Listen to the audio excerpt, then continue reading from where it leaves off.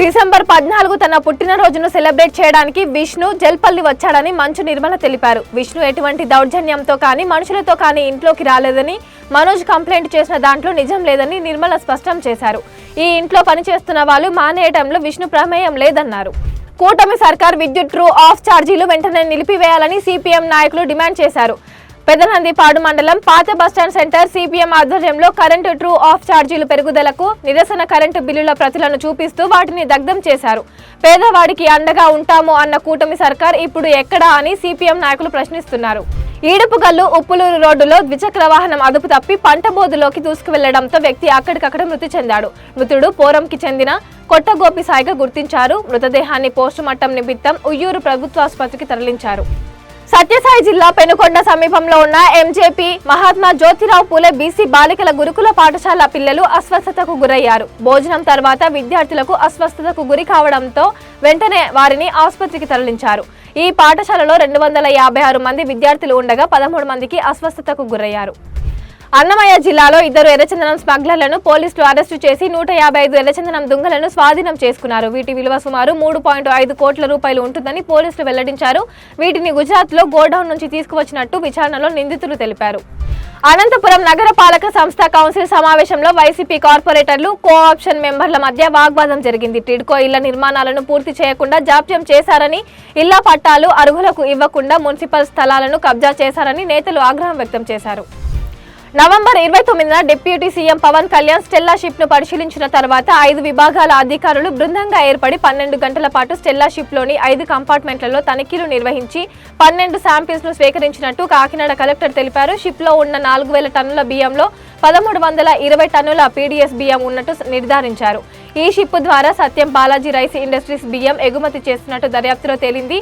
వాళ్ళు ఎక్కడి నుంచి బియ్యం తీసుకొచ్చారు, ఎక్కడ నిల్వ చేశారనే దానిపై దర్యాప్తు జరుగుతోంది.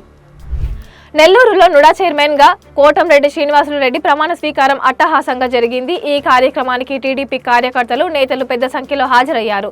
పార్టీ కార్యకర్తల ర్యాలీ అనంతరం నుడా కార్యాలయం వద్ద ఏర్పాటు చేసిన సభా ప్రాంగణంలో శ్రీనివాస్ రెడ్డి ప్రమాణ స్వీకారం చేశారు.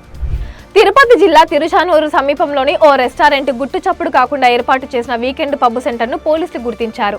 రాత్రి 7 గంటల నుండి రాత్రి 12 గంటల వరకు పబ్ నిర్వహిస్తున్నట్టు పోలీసుల దర్యాప్తులో తేలింది. నిత్యం లక్షలాది మంది భక్తులు దర్శించుకునే తిరుపతి నగరంలో పబ్ నిర్వహణకు ఎలాంటి అనుమతులు ఉండవు. అయితే గుట్టు చప్పుడు కాకుండా తెరచాటున ఈ పబ్బును నిర్వహించడంపై ఆగ్రహం వ్యక్తం చేస్తున్నారు. రాష్ట్రంలో ఈ నెల 7 నుంచి జనవరి 2 వరకు జరిగే సీఎం కప్ పోటీలకు జిల్లా స్థాయి క్రీడా పోటీలను వనపర్తి జిల్లాలో ఘనంగా ప్రారంభించారు. ఈ కార్యక్రమానికి రాష్ట్ర sports authority chairman Shiva Sena Reddy, market committee chairman Srinivas Goud, జిల్లా యోజన మరియు క్రీడల శాఖ అధికారి సుధీర్ కుమార్ రెడ్డి, జిల్లాలోని క్రీడాకారులు పాల్గొన్నారు. విశాఖ కలెక్టరేట్లో రెవెన్యూ మంత్రి అనగాని సత్యప్రసాద్ సమీక్ష నిర్వహించారు. ఈ కార్యక్రమానికి హోంమంత్రి అనిత, అనకాపల్లి, విశాఖ జిల్లాల ప్రజాప్రతినిధులు, వివిధ కార్పొరేషన్ల చైర్మన్లు, వివిధ జిల్లాల కలెక్టర్లు, జాయింట్ కలెక్టర్లు హాజరయ్యి వివిధ అంశాలపై చర్చించారు. ఏపీలో భూ రిజిస్ట్రేషన్ ఛార్జీలు పెంచే ప్రక్రియకు ప్రభుత్వం సిద్ధమవుతోంది. పట్టణాలు, గ్రామాల్లో భూముల రిజిస్ట్రేషన్ ఛార్జీలను 15% వరకు పెంచే అవకాశం ఉన్నట్లు సమాచారం. దీనికి సంబంధించి కలెక్టర్లు ప్రతిపాదించిన భూమి విలువల సవరణకు ఇప్పటికే జిల్లా కమిటీల ఆమోదం లభించింది. ఈ నెల 20న సబ్ రిజిస్టర్ ఆఫీసుల్లో సవరణ వివరాలు నోటీసు బోర్డులో ఉంచనున్నారు. ఈ ప్రక్రియలో భాగంగా డిసెంబర్ 24 వరకు ప్రజల నుంచి అభ్యంతరాలు, సలహాలు స్వీకరించి డిసెంబర్ 27న వాటికి సమీక్షించి తుది నిర్ణయం తీసుకుంటారు. సైబర్ నేరాలపై ప్రజలను అప్రమత్తంగా ఉండాలని డీజీపీ తెలిపారు. డ్రగ్ రహిత సమాజాన్ని తీర్చిదిద్దేందుకు కళాశాలలు, పాఠశాలల విద్యార్థులకు సహకరించాలని కోరారు. శ్రీకాకుళం జిల్లాలో వార్షిక తనిఖీల్లో భాగంగా రేంజ్ డీజీపీ గోపీనాథ్ జట్టి పర్యటించారు. కూల్చివేతలపై హైడ్రా కమిషనర్ రంగనాథ్ కీలక వ్యాఖ్యలు చేశారు. హైడ్రా ఏర్పాటు తర్వాత అక్రమంగా నిర్మించిన ఇళ్లపై చర్యలు తప్పవని స్పష్టం చేశారు. కూకట్పల్లిలోని కాముని చెరువు, మైసమ్మ చెరువులను హైడ్రా కమిషనర్ రంగనాథ్ పరిశీలించారు. అనంతరం ఆయన మాట్లాడుతూ హైడ్రా ఏర్పాటుకు ముందు నిర్మించిన నిర్మాణాలను కూల్చబోమని రంగనాథ్ తెలిపారు. కూల్చివేతలతో పాటు హైడ్రాపై జరుగుతున్న తప్పుడు ప్రచారాన్ని ఆయన ఖండించారు. కేంద్ర మంత్రి అర్జున్ రామ్ మేఘ్వాల్ లోక్సభలో ప్రవేశపెట్టిన జమిలీ బిల్లుపై ఓటింగ్ జరగ్గా అనుకూలంగా 269, వ్యతిరేకంగా 198 ఓట్లు వేశారు. ఈ బిల్లును సభ ముందు ఉంచగా కాంగ్రెస్, సమాజ్వాదీ పార్టీ, టీఎంసీ సహా పలు ప్రతిపక్షాలు తీవ్రంగా వ్యతిరేకించగా ఎన్డీఏ మిత్రపక్షాలు బిల్లులకు సంపూర్ణ మద్దతు ప్రకటించాయి. సీట్లలో సాంకేతిక లోపాలు రావడంతో హైబ్రిడ్ విధానంలో ఓటింగ్ను చేపట్టారు. ఇందులో కొంతమంది ఎలక్ట్రానిక్ పద్ధతిలో ఓట్లు వేయగా మరికొంతమంది ఎంపీలు బ్యాలెట్లో తమ అభిప్రాయాలను తెలియజేశారు. దేశ రాజధాని ఢిల్లీలో ఓ కారు బీభత్సం సృష్టించింది. రోడ్డుపై నిల్చున్న వారిపైకి ఒక్కసారిగా దూసుకొచ్చింది. క్షణాల్లో దూసుకురావడంతో హడలెత్తిపోయారు. మనవడితో నడుచుకుంటూ వెళ్తున్న వ్యక్తిని ఢీకొట్టింది. ఈ ఘటనలో 4 వ్యక్తులు గాయపడినట్లుగా తెలుస్తోంది. ఇందుకు సంబంధించిన దృశ్యాలు సోషల్ మీడియాలో వైరల్ అవుతున్నాయి.